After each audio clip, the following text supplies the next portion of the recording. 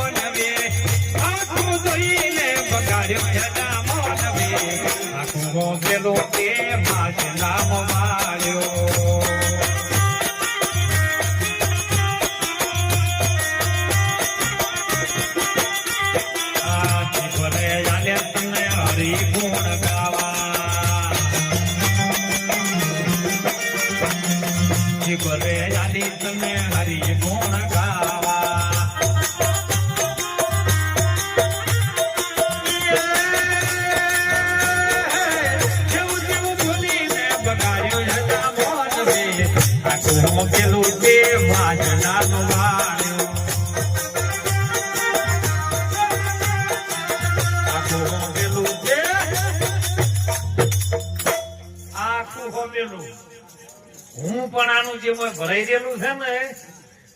એ વાસણ ટાઈમ વળાઈ ગયું સાહેબ કચરા ભેળું જતું રહ્યું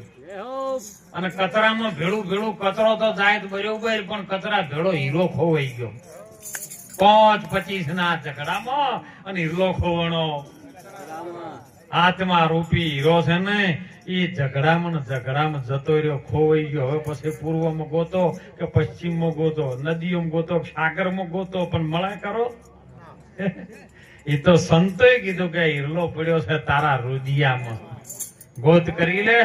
કોક સાધુ સંતનો ભેટો કરી લે તો સંત તને રસ્તો બતાવે ને એની પારખ કરાવે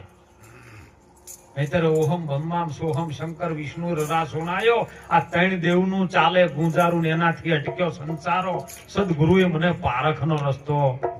બતાવ્યો મને ઘણી વખત બાપુ પૂછે કે બાપુ આ બધા 3 વખત નમન કરે એનું શું એટલે તમે સમજો અનાદિ કાળનું છે આ તો જુદું નથી ગંગા સતીએ કીધું છે મન વચન અને કર્મ જો 3 પ્રકારથી દંડવત પ્રણામ કરીને ગુરુનું વચન સ્વીકારો ને તો જ કલ્યાણ થાય ને કે દોઢા નમો તો કોઈ મેળ આવે એવો નહીં ને અમારે શિવગીરી બાપુ ભૂતિયાવાનાથી કહેતા નમન નમન મેં ફેર હે ને બોત નમે નાદા જગલબાઈ દોઢા થઈ નમે પગ આલ્યા તમે જાત્રાઓ કરવા ચોક મંદિરે જા ચોક આશ્રમે જા કોઈ સાધુ સંત પાસે જા કોઈ દેવી મંદિરે જા તો તારું કલ્યાણ થાય પણ પગ ને હેડ તો લઈને આરે જો પહોંચ્યો બાપુએ કીધું એમ તે બાવળિયા જો અડ્ડો ઉકળતો તો એ લઈને જો આ તો હેડ તો કરી હવે એ ચોથી કલ્યાણ થાય એવું સાર્યું હાથ આલ્યા તને પુંજન કરવા પણ તે તો પોટલીઓ તોડીને બગાડ્યું હોય તો હવે સાધુ સંતોના અવારનવાર સાહેબ ભજન સત્સંગ થવાથી બનાસકોઠાની અંદર હવે બહુ સુધારો આવ્યો સાહેબ બહુ સાધુ સંતોની સેવા થાય અને નોકરી ધંધે પણ દીકરા દીકરીઓ બહુ લાગ્યા છે વર્ષો પહેલા ઓછું હતું આ બધું, કારણ કે ખાવાના ખોરાકો એવા હતા ને રાવણ કરતા કુવો ઉપે. પણ હવે તો આવા સાધુ સંતો આવતા, આવા મહાપુરુષો આવતા, સાહેબ ઈ ખોરાક જ જતો રહ્યો. એટલે વિચાર બુદ્ધિ સારી થઈ છે, અને વિચાર જેનો સારો થાય ને તો બુદ્ધિ પવિત્ર થાય, બુદ્ધિ નિર્મળ થાય, અને બુદ્ધિથી વિકાસ કરી શકે. એટલે અત્યારે તો બહુ સારું છે, પણ જતા જતા જાણવા જેવી વસ્તુ છે ને એને જોણજો. શું જોણવા જેવું છે આમાં? હે, મોણોનો દેહ મળ્યા પછી શું જોણવાનું?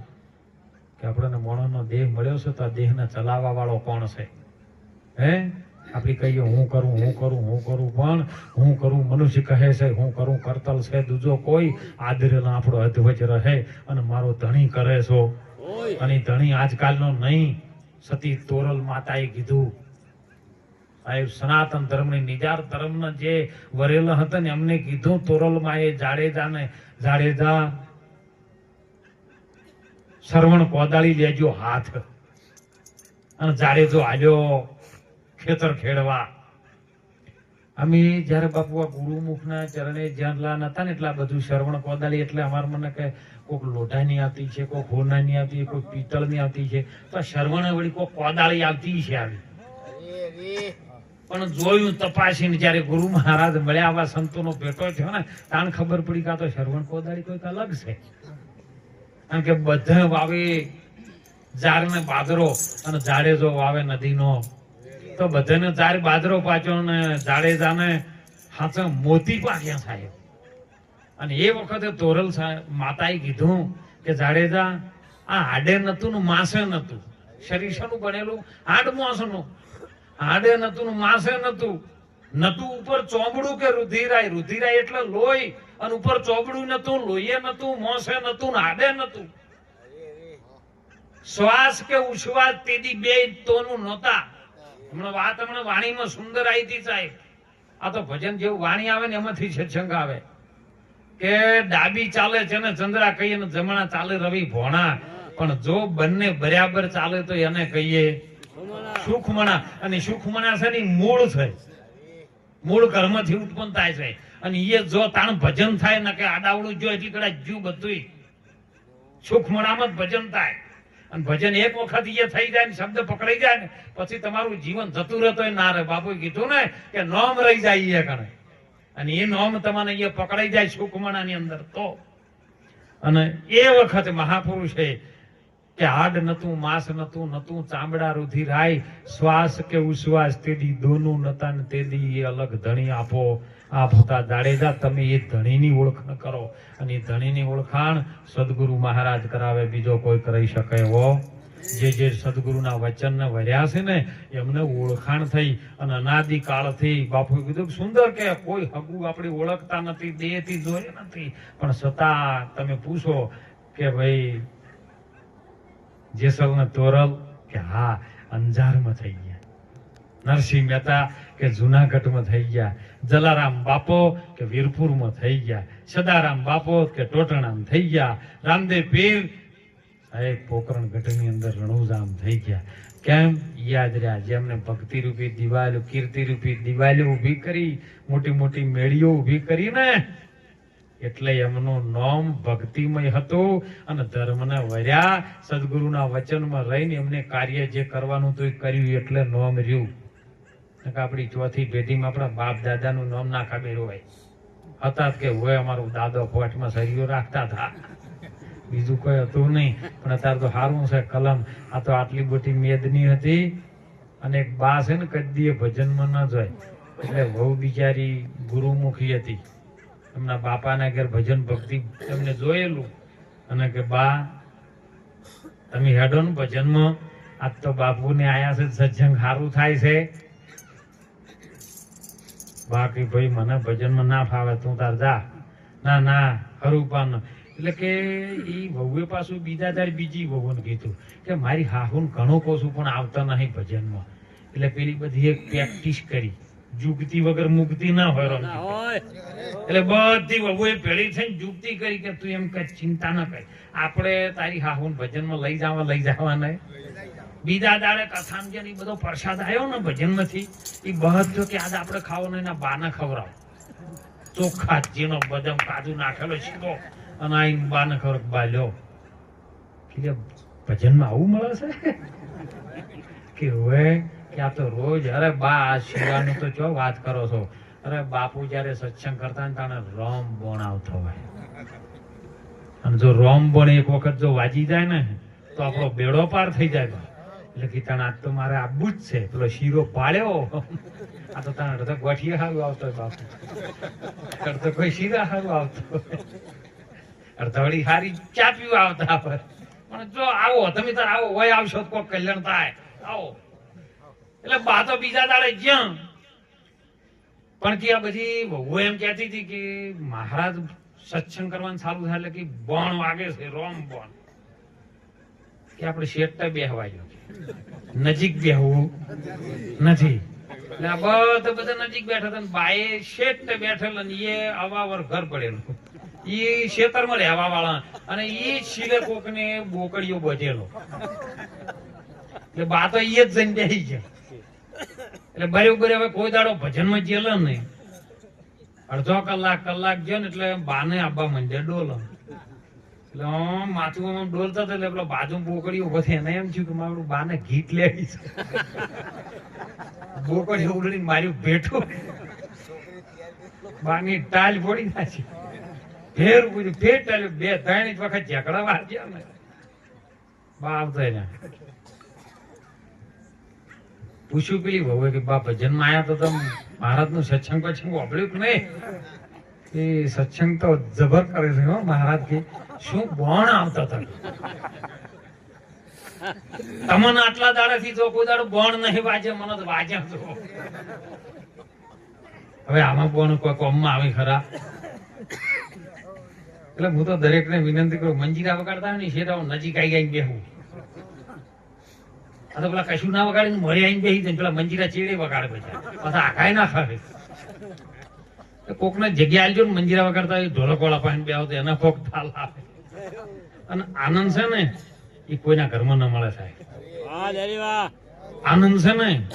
એ તો તમારી ભીતરની ભૂમિકા છે આનંદ છે એ જ પરમાત્મા છે સંતો ભેળો આનંદ કરી લો કેમ મહાપુરુષે કળિયુગ ની અંદર કે તમે 1.5 લાખ રૂપિયા લઈને જો હાલ કિલો ચોદી લઈને આવતા રહો 1.5 લાખ ભાવ છે કદાચ 1 લાખ ને 30,000 રૂપિયા લઈને જો ને તો એક તોલું હોનું લઈને આવતા રહો પછી કોઈ પૂછો માં ખબર એમ પણ તમે ગમે એટલા રૂપિયા ભેળેલા કરેલા હોય ગાડી ને બંગલા ને વાડી બધું ભેળું કર્યું અજબો રૂપિયાના માલિક હોય અને તમે જઈને ડિસાઈન બજારમાં જઈને ઉભા રાખ લ્યો 1 કરોડ રૂપિયા મને 1 કિલો આનંદ આલો બોલ કોઈ હાલ છે શાંતિ આલો બોલો કોઈ હાલ છે શાંતિ સદગુરુ સંતોના સંગમાં છે બીજા ચોઈસે ને હો એટલે જેટલો બને એટલો ભેટો સંતોનો કરજો સાહેબ બીજું ખાસ વિનંતી કરું મારા દીકરીઓને એ યુવાન દીકરા છે યુવાન દીકરીઓ છે ભણે ગણે છે પણ સુંદર વેદ શાસ્ત્ર પુરાણ ની અંદર બધું વર્ણન કરેલું છે કે તમારા મા બાપની સેવા કરજો માતા પિતાની સેવા કરી ભણજો મોબાઈલ ના યુગની અંદર નારદ મુનિ તો 3 લોકમાં ફરતા હતા અત્યારનું માનવી 4 લોકમાં ફરે ઇન્સ્ટાગ્રામ માં ફરે છે યુટ્યુબ માં ફરે છે ફેસબુક માં ફરે છે અને વોટ્સઅપ માં ફરે છે પણ એની અંદર થી લેવા જેવું હોય સારું લેજો સ્ટેટસો મોબાઈલ માં મૂકો ને એટલે મોય સ્ટેટસ માં એવા વેચેલા હોય છે કે રોણો તો રોણાની રીતે કે રોણાના ફરક ના પડે તો હવે આ સ્ટેટસ માં તમે નંબર તમારા હગાવાલાના જ એડ કરેલા ને કોઈ પાકિસ્તાન વાળાના કે કંદહાર વાળાના તો એડ કર્યા નથી તો એ સ્ટેટસ તમારા હગાવાલા જોવે તમારા ભાઈઓ જોવે તો રોણામ તો ફરક પડે ભાઈ 28 દાડા થાય તો ધીરુભાઈ અંબાણીને ફરક પડે છે જો તમે રિચાર્જ ના કરાવ્યું તો તરત મોંથી કોલ બોલવાનું ચાલુ થઈ જાય કૃપા આપકા કાર્ડ રિચાર્જ કર્યો ને કે 28 दिन के अंदर खत्म होने वाला है तो એને ખબર પડે કે ગ્રાહક જતું રહે તો તમને ફરક નહીં પડતો ફરક ના પડવામાં તો જાગીરી બધી ગાઢી નાચી છે વિઘોય ચોય રાખ્યું નહીં અને હવે માપમાં રહેજો મા બાપની સેવા કરજો સાહેબ મા બાપ જ પ્રગટ ભગવાન છે પેલો ભગવાન કેવો છે કોઈ દાડો વર્ણવવામાં આવતો નથી. એ વાણીમાં ન આવે, એ વર્ણન એનું ન કરી શકે એવો અપરંપાર છે. પણ તમારા મા બાપ પ્રગટ ભગવાન છે, એમની સેવા કરી અને જો એમનો આશીર્વાદ મળી જાય ને તો સમજજો કે ભગવાનનો આશીર્વાદ મળી ગયો. દેવી દેવતાઓ રાજી થાય, ભગવાન રાજી થાય તો તમારું કલ્યાણ થાય ને.